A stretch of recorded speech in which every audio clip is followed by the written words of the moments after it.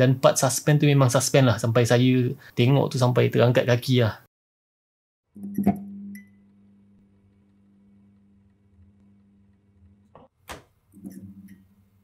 Okay, Assalamualaikum dan selamat datang ke channel Kotak Nyaman. Okay, untuk video kali ni saya akan buat satu lagi review series daripada Netflix. Dan series yang saya akan buat review ni adalah series yang sekarang ni tengah trending lah, tengah popular. Saya rasa nombor 1 dekat Netflix sekarang.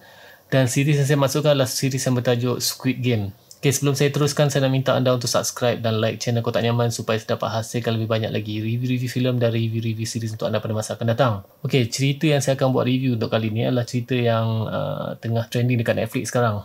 Cerita daripada Korea yang bertajuk Squid Game. Okay, cerita Squid Game ni mengandungi 9 episod. Dan setiap episod tu berdurasi lebih kurang 45 minit macam tu. Sebelum tu saya akan buat sinopsis, akan ceritakan sedikit sinopsis tentang cerita Squid Game ni. Dan nanti saya akan ceritakan ataupun bagi review tentang cerita Squid Game ni. Okay, cerita Squid Game ni dia mengisahkan tentang seorang lelaki yang dikelilingi hutang lah. Dia dah tak ada kerja, banyak hutang. Orang kata dia punya pendapatan tu dah semakin teruk, sampaikan dia dikejar oleh pengutip hutang dan terpaksa membuat perjanjian untuk jual dia punya buah pinggang sebab dah tak ada duit sangat. Lelaki ni dia dah berkeluarga sebenarnya, dia dah ada anak, tapi isteri dia dah berkahwin dengan lelaki lain lah, dan isteri dan anak dia ni akan berpindah ke US bersama suami baru dia. So lelaki ni terdesak lah untuk dapat terus bersama anak dia dan tak nak hidup berjauhan. So dia cuba cari jalan untuk dekat dengan anak dia.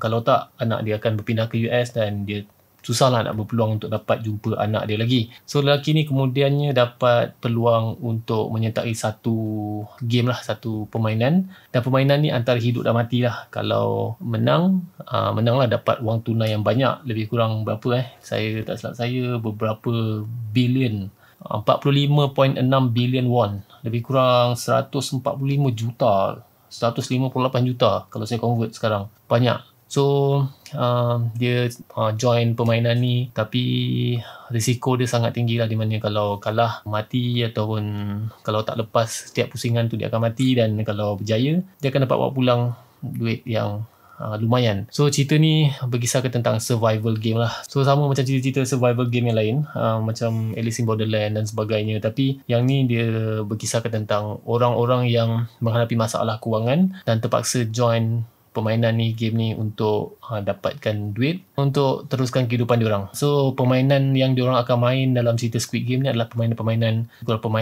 tradisi Korea, permainan lama yang diorang pernah main masa kecil-kecil, dan tapi dia ubah untuk menjadikan dia lebih menarik lah. So kalau korang nak tahu perjalanan cerita ni, game yang diorang main macam mana, dapatkah lelaki yang menghadapi masalah yang sampai nak jual buah pinggang tu untuk memenangi pertandingan Squid Game ni, korang kena tonton cerita Squid Game.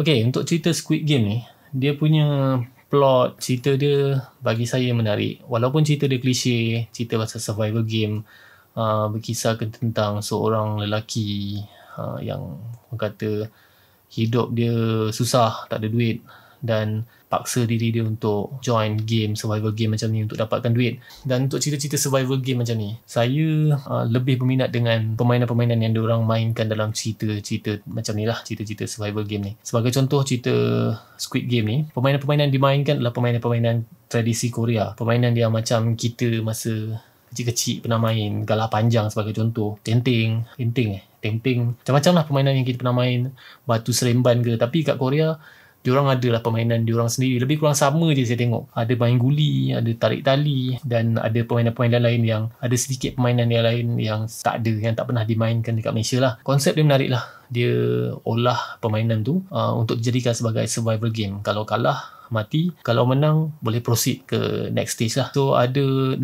ataupun 7 permainan yang diorang kena go through untuk dapat bawa balik wang tunai yang lumayan tu, 45.6 bilion won. Cerita dia itulah, plot dia menarik, dan saya suka cerita Korea. Lately ni saya pernah cakap dalam review saya sebelum ni, saya tak ingat cerita apa, tapi Korea dia punya film production ataupun production dalam cerita-cerita yang dihasilkan nampak matang lah, nampak menarik, daripada sudut sinematografi, daripada sudut set, daripada sudut lakonan. Dia punya casting semua sangat-sangat, orang kata, baik lah. Pelakon-pelakon dia semua pelakon-pelakon yang mantap. Lakonan diorang semua memang terbaik.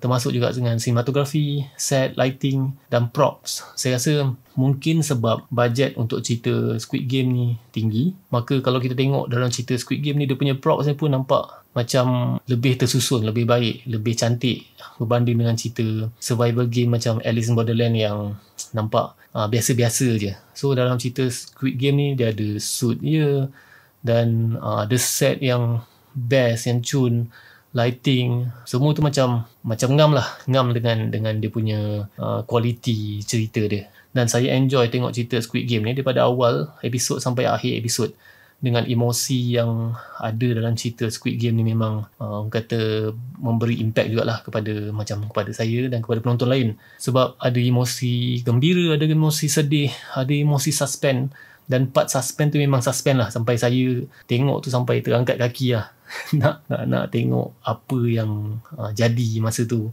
Tapi ada sedikit masih ada sedikit benda yang mungkin saya boleh highlight lah dalam cerita Squid Game ni, iaitu ada part yang sedikit membosankan, di mana ada part yang banyak bercakap. Part tu tak banyak, tapi kadang-kadang bila cakap tu macam terlalu lama, terlalu dragging, dan membuatkan kita rasa macam kalau skip pun tak ada, orang kata tak ada efek yang besar lah, kita masih boleh faham cerita tu. Overall cerita Squid Game adalah cerita yang bagus, cerita yang menarik, emosi yang baik, sinematografi yang baik, set, props yang baik dan lakonan yang hebat. Dan untuk rating cerita Squid Game ni, saya akan bagi rating dia 9/10. Dan kepada korang yang nak tonton cerita Squid Game ni, korang boleh tonton dekat Netflix. Sekarang memang tengah trending, saya rasa nombor 1 dekat Netflix sekarang. Semua orang bercerita tentang Squid Game ni.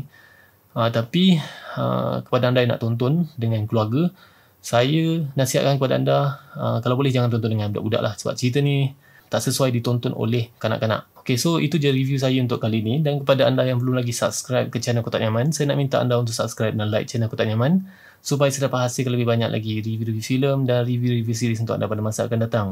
Terima kasih kerana menonton channel Kotak Nyaman. Assalamualaikum.